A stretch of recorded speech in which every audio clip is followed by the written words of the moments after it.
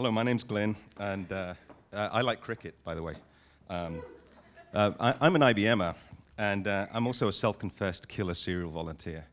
In the past 3 years, I've given more than 2,000 hours of my time to the community, and I've also earned the Presidential Volunteer Service Award multiple times. Thank you. So when I heard about IBM's Corporate Service Corps, or CSC, I realized it was a good fit for me, so I decided to apply. So what is this CSC? Well, essentially, it's IBM's, the flagship component of IBM's corporate citizenship program.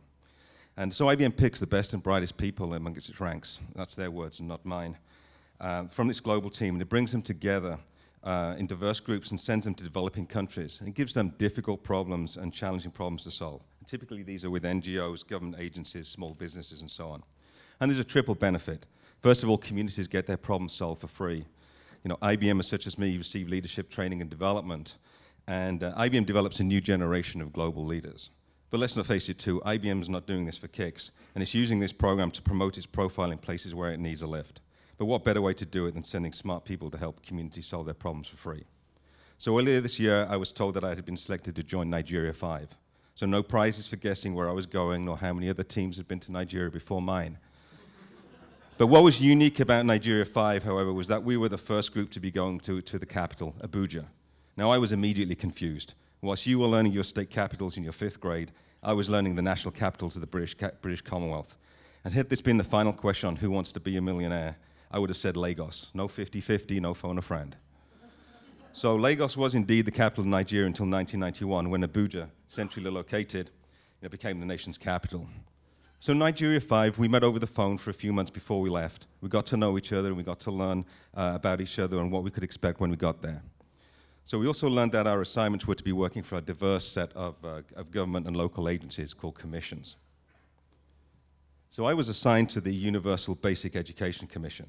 And this commission's purpose is essentially to disperse federal government revenue to support delivery of basic education across Nigeria. So think about elementary and middle schools. Nigeria's government is modeled on the US system. It has 36 states, and it has a federal capital territory similar to DC, which houses Abuja. So the state and local governments are responsible for basic education, and the federal government provides these additional funds targeted at improving basic education delivery. So typically, they're building new schools and classrooms, and they're buying textbooks. But the task we were asked to help UBEC with was to help them develop an education management information system. So before I left, I did some research into how education was measured in the United States and how data moved between the different agencies. I learned about systems IBM had delivered for local and state education authorities, and I'm really so glad I didn't spend a lot of time on that. These were very, very sophisticated systems, and I was starting to have some doubts as to what I would find in Nigeria. You know, after all, do the schools there have walls? Well, the answer is yes. The schools do have walls, and they have a few other things you'd expect to see in a school too. So they have chairs, they have desks, blackboard and chalk and so on. But they have very, very little else. There were no books, no pens, no pencils in any of the schoolrooms that I visited in the federal capital territory or the nearby states.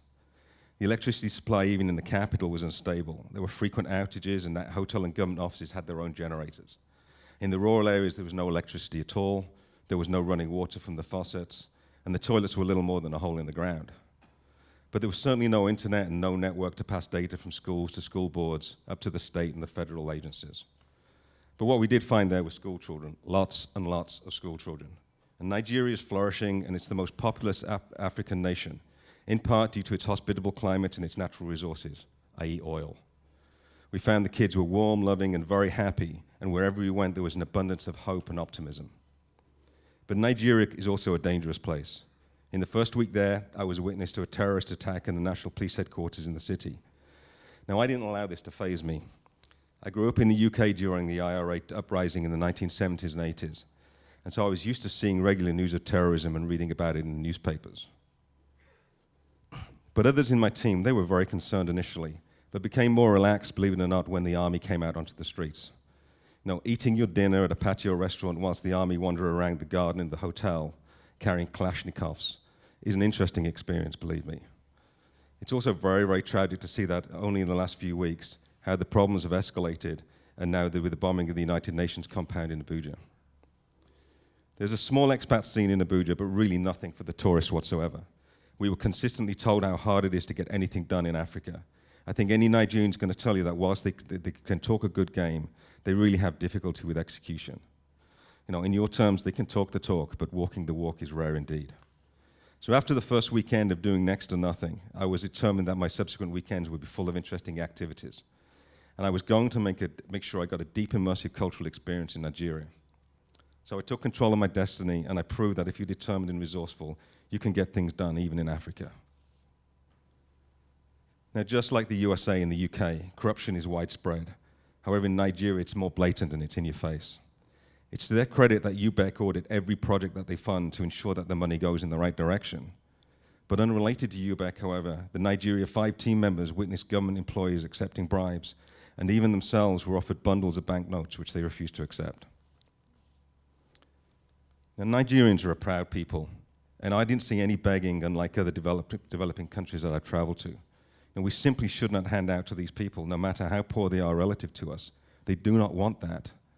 Instead, we should match their effort and their contribution with our money, our donations and our resources, and help build a sustainable society that doesn't rely on a sense of entitlement.